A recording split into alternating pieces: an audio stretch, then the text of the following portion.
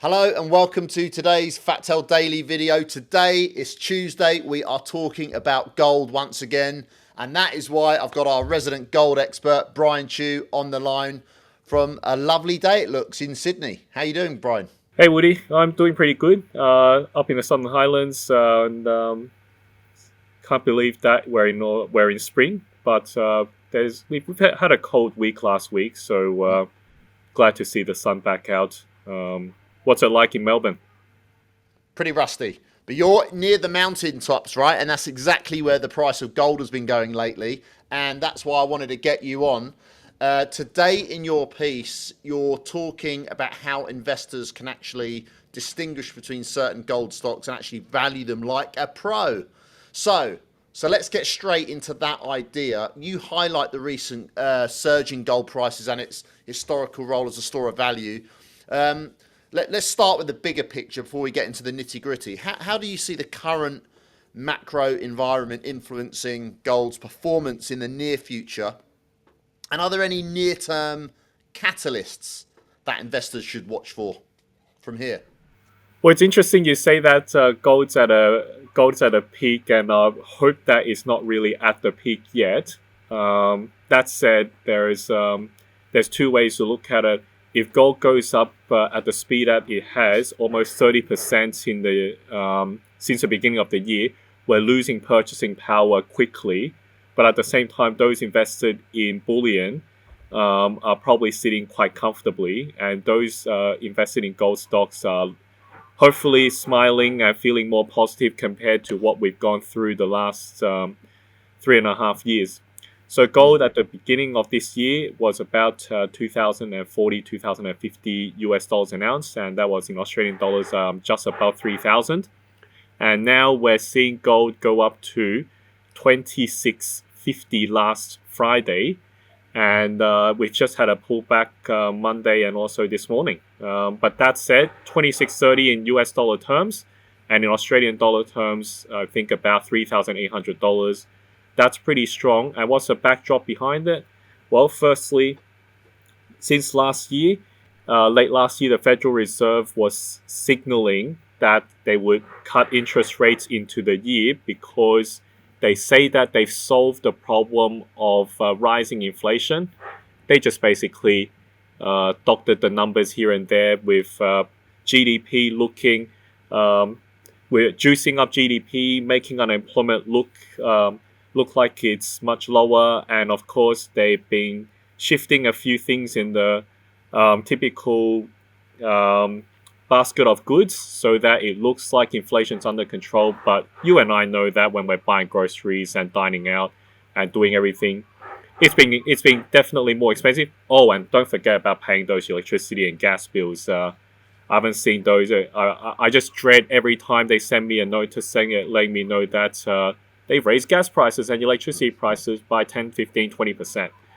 So on that end, they're cutting interest rates, and because of that, the US dollar has actually weakened, and as a result, that helps the price of gold.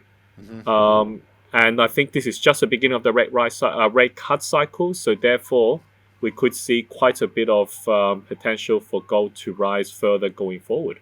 You distinguish between gold stocks that are buy and hold propositions and those that are more suited to as cyclical plays. Can you elaborate on how private investors can identify which category a gold stock might fall into and how they might adjust their investment strategy accordingly? Yep. And maybe I'll digress a little as well to give some context as to how I came across this.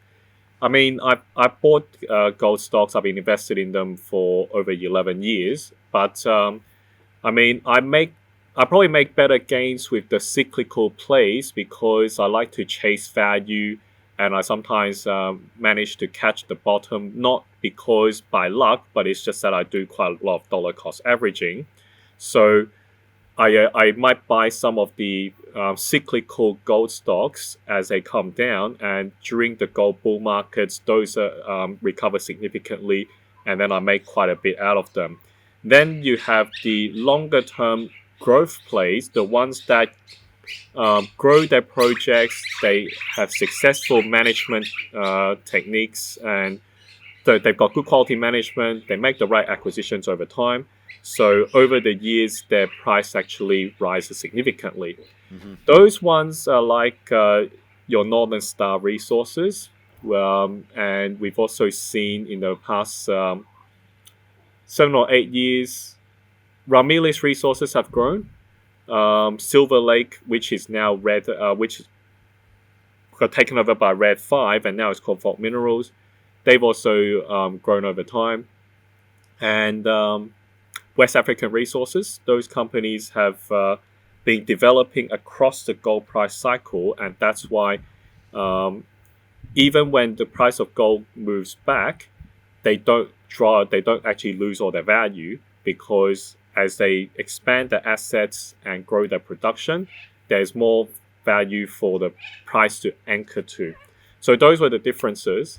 How I came across identifying the right metrics, well, Greg Canavan and I had a few back and forths from about June till August, just talking about the metrics that we use. And most people might be aware, Greg uses the DuPont analysis, which breaks down the company's return of equity into their solvency position, their asset turnover position, and their profitability. Whereas I like to use the cash flow approach, looking at operating margins, looking at the company's value relative to their profit margin. And we had differences in our recommendations for the same company, and our viewers our respective readers got a little bit confused as to why is it that Greg recommended to do this with a company while Brian does that. So I got together my analysts, and we just went through the data, looked at what was going on, and I reconciled our two methods. And while the recommendations usually agree, but there's a reason why Greg made the recommendation different to mine, is because he's got a wider range of industries to look after, whereas for me, I focus purely on gold stocks. So therefore, we've got to actually have a more we've got to have a more systematic way of identifying which ones to play during the gold bull cycle and which ones to keep over the longer term. And that's actually how I got into it. Yeah, so you mentioned how investing through bulls and bear markets and the cyclical nature of it, and how that requires a different valuation methodology in order to derive value to how to drive your investment strategy and for which companies to invest in and allocate to. But bearing those key metrics that you've come up with in mind, such as you mentioned return on equity and operating margins, how might these metrics be affected when the gold price fluctuates? Okay, so with gold stocks, like you got three types. You got explorers, developers, and producers. Let's focus on the producers for now, because the explorers and the developers are much more of a punt. With producers, our focus is a producer. Gold mining companies are a business, so the idea is to generate profits and generate cash flows to pay back to their shareholders. And with a gold producer, most people believe that if the price of gold goes up, then gold producers should actually also deliver higher profits. But that's not necessarily the case, because revenues is only one part of the equation to calculate profit. The other is, of course, expenses. And one thing that I gradually learned in my journey to invest in gold stocks was the gold to oil ratio, as in how many barrels of oil 1 ounce of gold could buy. And I realized as the gold to oil ratio rises, then gold producers are going to generate more a better operating margin, as in they sell their gold for a higher price, but at the same time, they are generating they're incurring less expenses, because the cost of running of running the business is not so much. So I noticed that to be the driver of how gold producers would perform generally. But looking at the profitability of these companies individually, if you look at the operating margin, which is how much they receive selling their gold minus how much it costs to produce, that only looks at the short-term quarterly performance, and the operating margin can fluctuate as I pointed out. Commodity prices are quite volatile, so this is where the DuPont analysis, looking at the return on equity, may also help. Return on equity is simply how much profits the company generates on a year-to-year basis relative to how much how much shareholders actually contribute to the company. So for every dollar that the company, that a shareholder contributes, what is the approximate percentage return? And that actually measures the longer term value generation of the gold of a gold producer. Now, this also includes whether the company buys gold mine assets, whether they pay the right price when they buy these mine assets, and whether they are investing into these mines, growing them, and it delivers in the future. Now, the return on equity will reflect that, whereas the operating margin doesn't reflect that as explicitly. So that's why Greg pointed out to me, have you looked at the return on equity of these companies? And I said, let me have a look at these and let me see whether I can reconcile the numbers for the operating margin and the return on equity. And I realized that there actually was.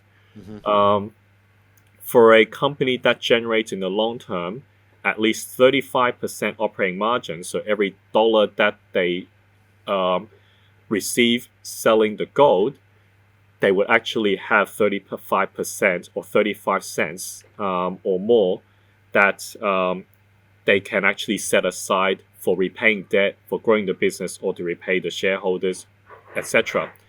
That generally would translate to a positive return on equity, as in the company is generating long-term value. So that's probably a long-winded answer, a little bit technical, but hopefully the viewers can rewind, listen to this again, just to get their head around it, because these metrics, these numbers, if you actually think about these in a more deeply and apply for yourself as well, it could actually take you places. Gotcha. And of course you can always, listeners can read your original piece, which was published today. The link to that direct piece is below in the description. Final question though, like the way you end it, you don't really go into this in detail, but you do allude to the fact that there's a lot more mergers and buyouts in the sector, which obviously is a sign that activity is heightened. How do you think this sort of consolidation period in the sector might impact investment opportunities for private investors in the gold sector going forward, both in terms of risks and potential rewards, right? Yeah, so in the last year, if I remember correctly, the value of all the corporate transactions, companies buying each other, companies buying mine assets from someone else, I think topped out at about $30 billion, if not more. And the reason was we had Newcrest, Australia's largest listed gold producer, receiving a takeover bid from Newmont Corporation, the world's largest gold mining company, and they merged into the world's largest gold mining company. If I recall correctly, the market cap is probably about $60-70 billion. It could be much higher now because of how gold has rallied and therefore has taken gold stocks in general up. Apart from Newmont and Newcrest, we've had several other mergers. So we had Genesis Minerals purchase the Leonora assets from St. Barbara, while Genesis Minerals buying Dacian Gold. And so Genesis Minerals is making major consolidations in the Leonora region in Western Australia. Then you had Gold Road Resources make a bid to buy to expand more of their control of De Grey Mining, which is one of the largest developers in Australia and also in the world. De Grey has a 10 million ounce deposit in Hemi deposit near the Pilbara region. We also have, I believe, Great Land Gold buying the Telfer gold mine from Newmont, which used to belong, Telfer used to belong to Newcrest Mining. That's a big deposit. It's a little bit costly, that one. It's a high cost mine, so I believe Great Land Gold will have to spend quite a bit to increase the efficiency. So those are the bigger end of town. The smaller end of town, we have Horizon Minerals, a small late stage developer, gold company in the Kalgoorlie region, merged with Greenstone Resources, and they've now combined together to create hopefully an early stage a developer that will start producing gold by selling some of its ore to nearby mills in order to generate some profit. There's also Bright Star Resources merging and buying up Alto Metals and buying a property in belonging to Gateway Mining. The list goes on. Why is this happening? Because during these few years, while gold has gone up, but because oil prices have gone up significantly and there were lockdowns, there were border restrictions, there were restricted mining activity, a lot of these companies haven't been able to develop as much of their existing deposits. So the large producers that are still mining gold aren't replenishing their deposits as quickly. So the quickest way to ensure that they keep their mines operating is to buy neighboring deposits. So these things are going to continue to happen as gold goes up, and while explorers and developers haven't actually caught up, the producers can use their stock and their operating margins, the additional cash flow, to buy up these companies for cheap. And that's why it's getting quite exciting. And that's why it's important to analyze properly to identify the value and know when to exit and take profits rather than stay in the party for too long. Thanks, Brian. And look, yeah, it's clear that you know an awful lot about this sector. And if you guys at home, you're looking for some ideas in this area, you look no further than Brian Chu. And if you don't want to do all the work, he's got some resources and two special advisories dedicated to the gold sector. Check him out. But at the very start, just check out his free issue of Fat Tail Daily today. Fascinating stuff. Thanks, Brian, and I will speak to you very soon. Thanks very much, everyone, and God bless.